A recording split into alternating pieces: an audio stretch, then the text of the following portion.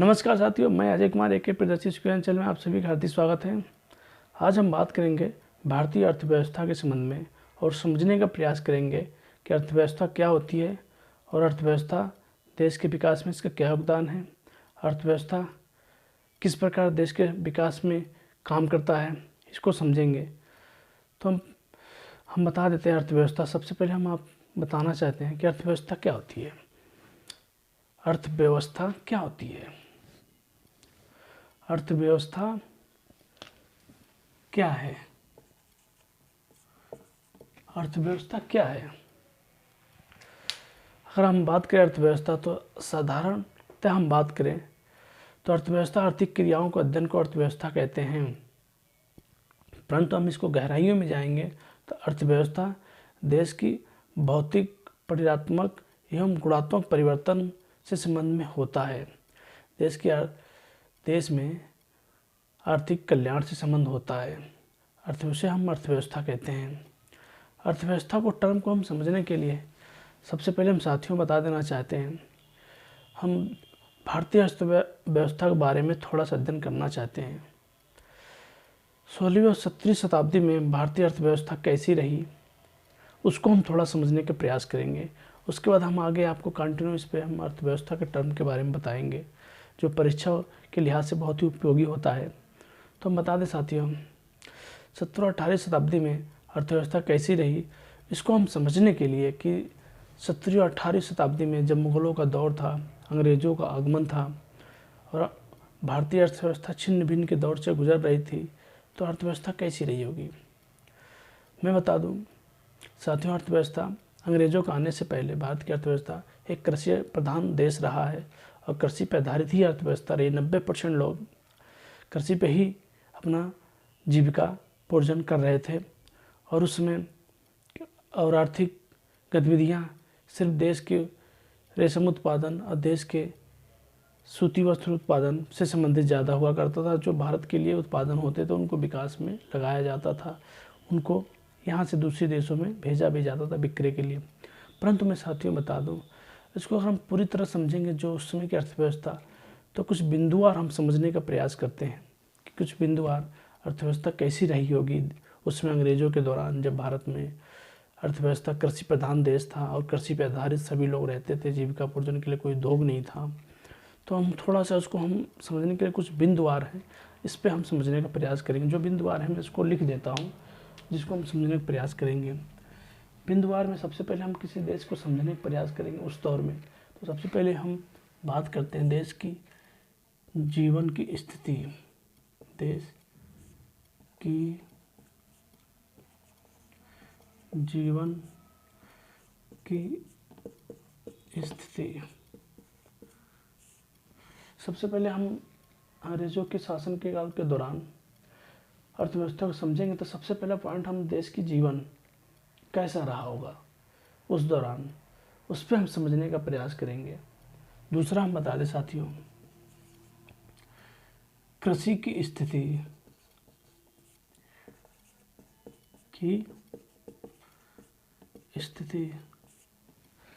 साथियों मैं बता दूं, कृषि की स्थिति उस समय कैसी रही होगी, कृषि संबंधी क्या व्यवसाय थे, कृषि का कार्य क्या उच्च स्तर पे होता था या निम्न स्तर पे होता था, कृषि पर कितने लोग जीविका के लिए आश्रित थे, इस संबंध में भी हम समझने का प्रयास करेंगे।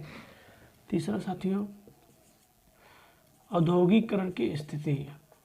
औद्योगिकरण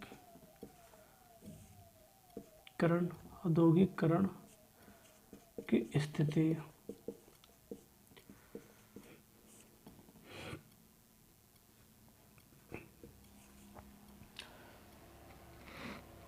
औद्योगिकरण की स्थिति भी हम समझने का प्रयास करेंगे कि देश में अंग्रेज़ों के शासन के दौरान देश में औद्योगिकरण की क्या स्थिति रही होगी और देश के औद्योगिकरण का विकास किस तरह स्तर का था, क्या औपनिवेशिक था या औपनिवेशिक नहीं था, तो देश में माल का उत्पादन कैसे होता था और होता था तो किस स्तर का होता था, इस पर हम समझने का प्रयास करेंगे।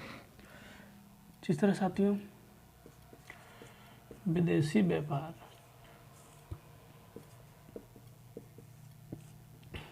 चौथा साथियों, हम साथियों, चौथा है विदेशी व्यापार। भारत देश की विदेशी व्यापार 17वीं 18वीं शताब्दी में कैसी रही होगी? क्या विदेशी व्यापार देश के सीमाओं में फैला हुआ था कि नहीं फैला था? क्या देश में वस्तुओं का उत्पादन होता था या नहीं होता था? अगर होता था तो कहाँ से कहाँ इसका आयात निर्यात होता था? इस पर भी हम समझने का प्रयास करेंगे। 5वां पॉइंट की स्थिति। साथियों, बता दें जनांकीय स्थिति, जनसंख्या की स्थिति क्या रही होगी? अगर जनसंख्या थी तो जनसंख्या में क्या साक्षरता था, और अगर साक्षरता था तो किस स्तर का था, और उसका उपयोग या सदुपयोग कैसा था जनसंख्या का? इस पर भी हम समझने का प्रयास करेंगे। यह अर्थव्यवस्था में जनसंख्या का बहुत ही महत्वपूर्ण भूमिका होता है। साथियों, एक पॉइंट और बता दूं, इससे समझने में मदद मिलेगी। आधारभूत संरचना। आधारभूत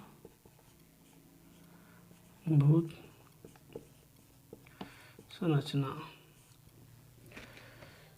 साथियों, बता दो आधारभूत संरचना भी हम समझने का प्रयास करेंगे। अंग्रेजी शासन काल के दौरान जो आर्थिक क्रियाएं होती थी उसमें आधारभूत संरचना बहुत ही महत्वपूर्ण भूमिका होता है कि आधारभूत क्या स्थिति थी देश की, अच्छी थी, खराब थी, या देश के अनुकूल थी या प्रतिकूल थी।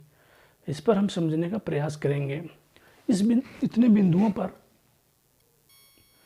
साथियों बता दें, इतने बिंदुओं हैं जो हमें लग रहा काफ़ी है समझने के लिए देश की उस समय की अर्थव्यवस्था पे की स्थिति कैसी रही होगी। क्योंकि कोई मापने का आर्थिक व्यवस्था का उसमें कोई प्रचलित इकाई नहीं थी कि हम जिसे मापे जा सके कि क्या रही होगी। लेकिन कुछ ऐसे बिंदु हैं जिस पर हम लगभग समझने का प्रयास करेंगे कि अर्थव्यवस्था कैसी रही होगी अंग्रेजी शासनकाल के दौरान, और क्या विकास की गति रही होगी। तो मैं साथियों बता दूं,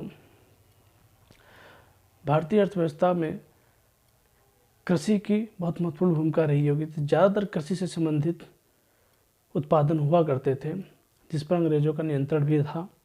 परंतु हम सबसे पहले हम समझने का प्रयास करेंगे देश की जीवन की स्थिति। उस दौरान जो जीवन की स्थिति थी उसको हम समझने का प्रयास करेंगे। साथियों, इनको मिटा देते हैं जिससे समझने में हमें सुविधा रह सके।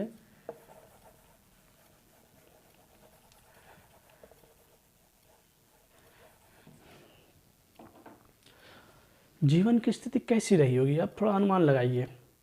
उस समय अर्थव्यवस्था में तो लगभग बहुत अच्छी नहीं रही होगी, क्योंकि कोई इसके मापने का स्पष्ट पैमाना नहीं था कि जीवन की स्थिति कैसी रही होगी, और न ही कोई स्पष्ट मापने का पैमाना ईमानदारी से कोई भी औपनिवेशिक शासन ने इसको ईजाद भी किया था कि हम देश के लोगों के लिए जो जीवन स्तर है उसको कैसे मापें कि क्या देश की स्थिति रही है।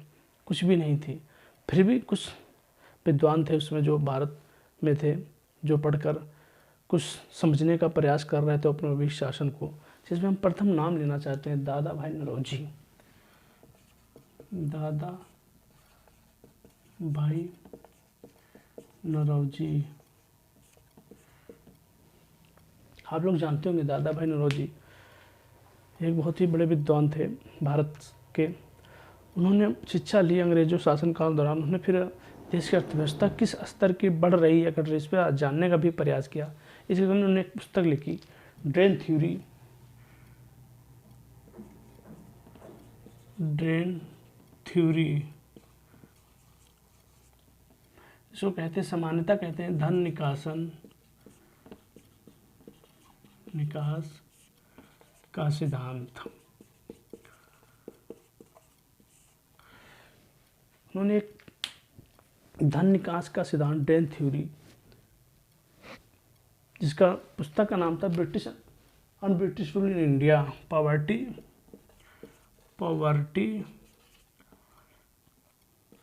And British rule in India. एक पुस्तक थी जो उन्होंने लिखी थी, ड्रेन थ्योरी जिसे कहते थे। उन्होंने बताया था कि अंग्रेज़ों द्वारा भारत के देश से किस तरह से धन का निकास किया जा रहा है। यह प्रकाशन हुई थी 1800 बता दो 1867-68 में।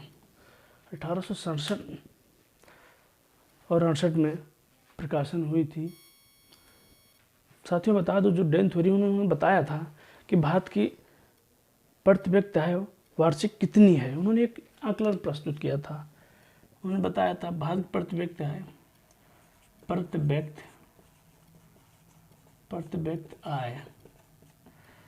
व्यक्ति आय वार्षिक उन्होंने बताया था, वार्षिक 20 रुपये। उन्होंने किताब में उन्होंने बताया था कि भारत तक प्रति व्यक्ति आय वास्तविक 20 रुपये है।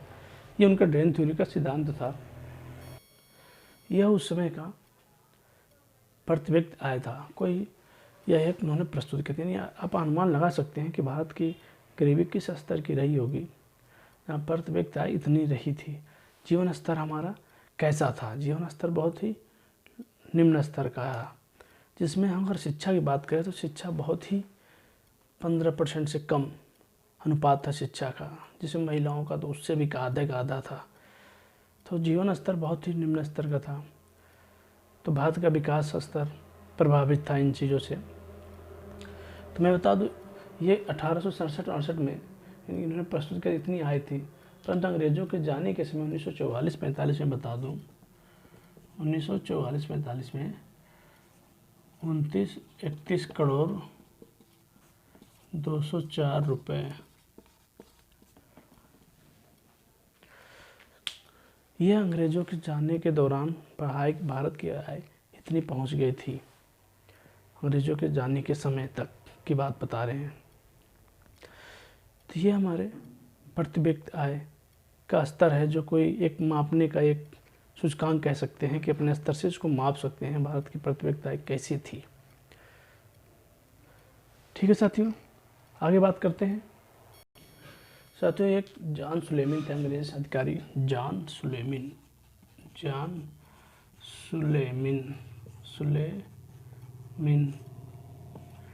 जिनके बारे में क्वेश्चन पूछा गया है। ये कह रहे थे अपने स्टेटमेंट में कि हमारी अर्थव्यवस्था एक ऐसे स्पंज के रूप में काम कर रही है जो गंगा नदी के किनारे से अच्छी वस्तु को प्राप्त करती है और लंदन की टेम्स नदी में ले जाकर निचोड़ देती है। यह इनका एक स्टेटमेंट था, उसमें प्रचलित था। इन्होंने ऐसी बात कही थी कि भारत से जो अच्छी चीज़ें हैं वो उठा ले जाती हैं अंग्रेज़ और टेम्स नदी अर्थात इंग्लैंड में निचोड़ देते हैं। इस तरह से अर्थव्यवस्था का स्तर बहुत दुर्दशा का स्तर पे था। इस पर भी हम अध्ययन करेंगे, आपको बताएंगे। साथियों, हम आगे बात करते हैं। साथियों, हम कृषि की स्थिति भी समझने का प्रयास करेंगे कि 17वीं और 18वीं शताब्दी में कृषि की क्या स्थिति रही है, क्योंकि अधिकांश 75% जनसंख्या कृषि पर ही निर्भर थी। तो ये किस तरह की थी, इस पर हम समझने का प्रयास करेंगे। अंग्रेजों द्वारा हम बात करेंगे। सर्वप्रथम एक थे लॉर्ड कॉर्नवालिस।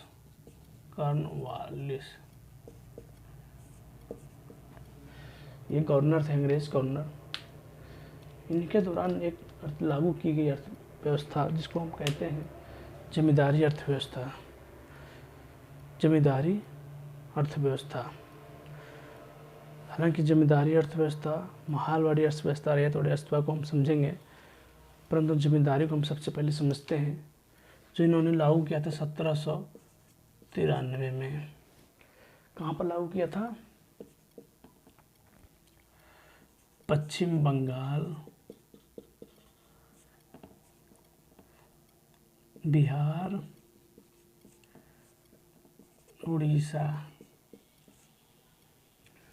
इन जगहों पर ये जमींदारी व्यवस्था को लागू की गई थी। जमींदारी अर्थव्यवस्था, जिसके बारे में हम बताएंगे। इन राज्यों में जनसंख्या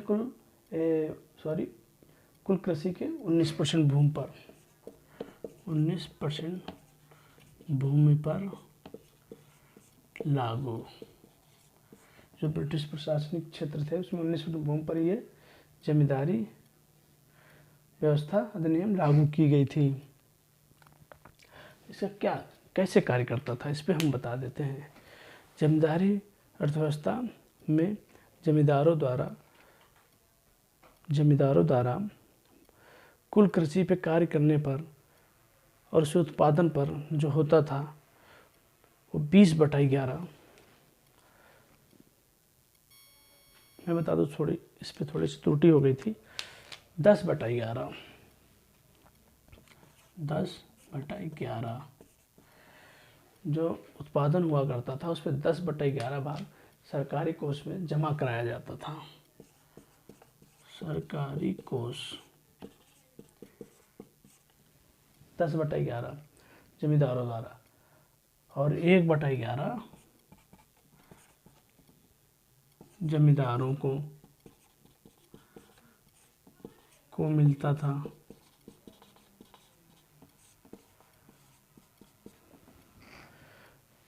एक 1/11 हिस्सा जमींदार उसको रख लेते थे कृषि पर, और 10/11 भाग जो सरकारी राजकोष में जमा करते थे। इससे जमींदार खूब मालामाल भी होते चले गए।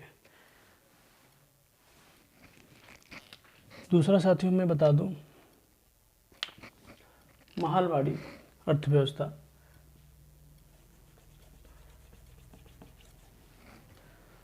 साथियों, माहलवाड़ी अर्थव्यवस्था जो थी वह इसके ही परिप्रेक्ष्य में लाई गई थी। माहलवाड़ी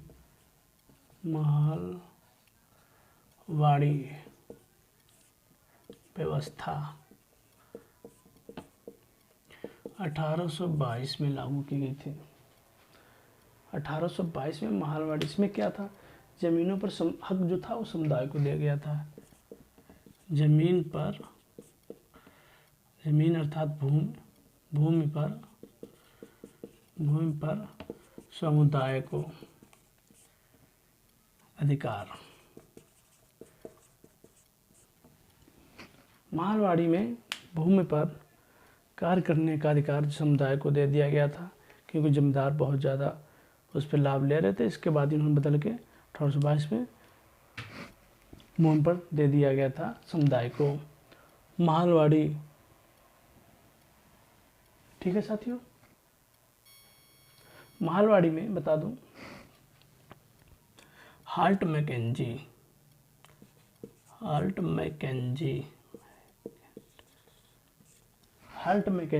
एक गवर्नर थे, प्रस्तावक थे, जिन्होंने इसको लागू किया था। Holt Mackenzie. अगर पूछा जाए कि माहलवाड़ी किसने लागू किया तो हाल्ट मैकेंजी। ये कहाँ पर था बता दें साथियों, उत्तर मध्य प्रांत एवं पंजाब के कुछ हिस्सों में यह माहलवाड़ी व्यवस्था लागू की गई थी। यह भूमि का कुल 30% पर था। 30% भूमि पर। इसमें भी क्या होता था, समुदाय द्वारा कुल उत्पादन कराया जाता था उसको, फिर उसको इतना उत्पादन करने के बाद 80% मालगुजारी दी जाती थी। मालगुजारी अंग्रेजों को दी जाती थी माहलवाड़ी व्यवस्था में। साथियों मैं आगे बता दूं, रैयतवाड़ी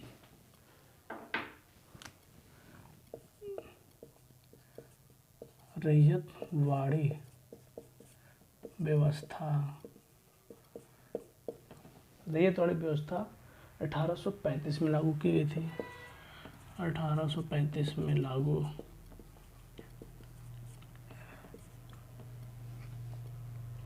इसको लागू किसने किया? Thomas Munro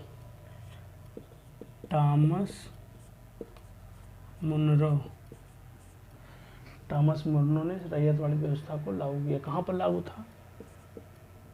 Madras, Bombay, Assam. British उपनिवेश के इन क्षेत्रों में ये लागू था। इसमें मालगुजारी का हिस्सा था 66% तक। क्या था? रैयतवाड़ी व्यवस्था। ये परीक्षा के लिहाज से बहुत ही महत्वपूर्ण है, जिससे संबंधित क्वेश्चन पूछे जाते हैं। तो ये व्यवस्था लागू थी उसमें। इससे ज़्यादातर कृषकों के आय या आम जनता का आय पर फर्क नहीं पड़ता था, परंतु औपनिवेशिक शासन काल में अंग्रेजों के लिए महत्वपूर्ण यह व्यवस्था थी। यह कृषि से संबंधित कुछ स्थिति के बारे में अध्ययन कर लिया। आगे साथियों बात करते हैं औद्योगिकरण की स्थिति। औद्योगिकरण की स्थिति पे बात करते हैं। औद्योगिकरण की स्थिति, औद्योगिकरण की स्थिति पर हम बात करेंगे।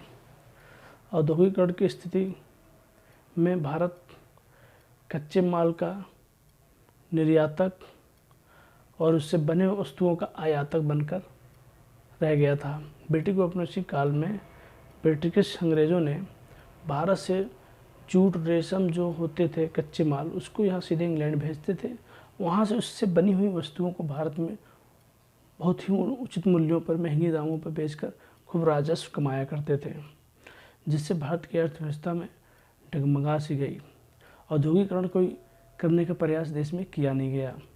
औद्योगिकरण से संबंधित कुछ तथ्य हैं जो बता देते हैं, जो परीक्षा के लिहाज से महत्वपूर्ण है, जो जानना जरूरी भी है। साथियों बता दें, उन्होंने कुछ उद्योगों का स्थापना किया जो जानना जरूरी है। सूती वस्त्र के संबंध में, सूती वस्त्रों का उत्पादन भारत में बहुत अच्छे स्तर का होता था, परंतु अंग्रेजों के दौरान सूती वस्त्रों के कच्चे मालों को इंग्लैंड भेजा जाता था और वहाँ से बन के आया था। तो भारत में उन्होंने कुछ प्रयास किया कि जो उद्योग का स्थापना करने के लिए, जो परीक्षा के लिहाज से बहुत ही महत्वपूर्ण है जानना। सूती वस्त्र का पहला उद्योग लगाया गया था 1818 में। 1818 में कहाँ पर? Fort Gloucester. सूती वस्त्र का उद्योग सर्वप्रथम कब लगा था? 1818 में। कहाँ पर? फोर्ट ग्लोस्टर में। दूसरा बता दूं, कागज उद्योग।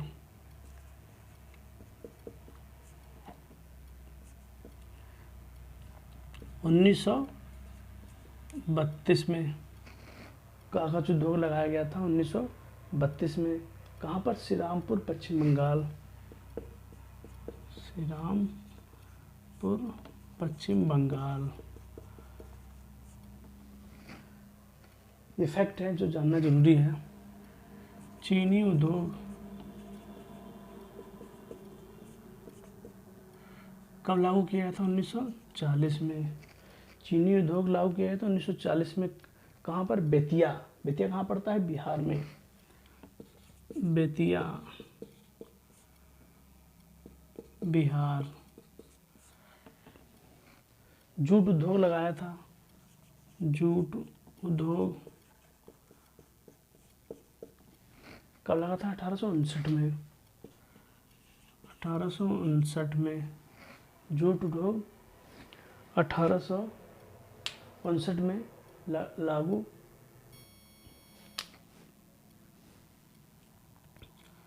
रिसरा ये कहाँ पड़ता है? पश्चिम बंगाल। जूट उद्योग 1859 में रिसरा के पश्चिम बंगाल में स्थापना किया गया था। लौह इस्पात उद्योग। लौह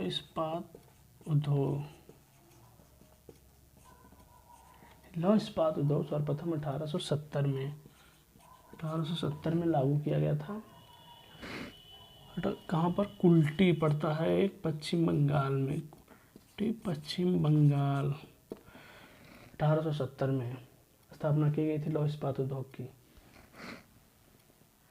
साथ ही अगला बात करते हैं, लौह इस्पात उद्योग 1870 में। ऊनी वस्त्र उद्योग, ऊनी उद्योग 1876 में कानपुर में। ऊनी उद्योग का स्थापना 1876 में कानपुर में की गई थी। सीमेंट उद्योग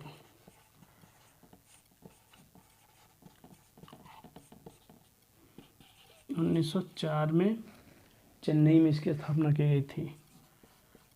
चेन्नई 1804 में। साथियों कुछ ये महत्वपूर्ण उद्योग हैं कृत्रिम रेशा, साथियों बता दो कृत्रिम रेशा 1920 में स्थापना किया गया था। कृत्रिम रेशा श्रावणकोर केरल में, श्रावणकोर केरल। एक और उद्योग है एल्युमिनियम,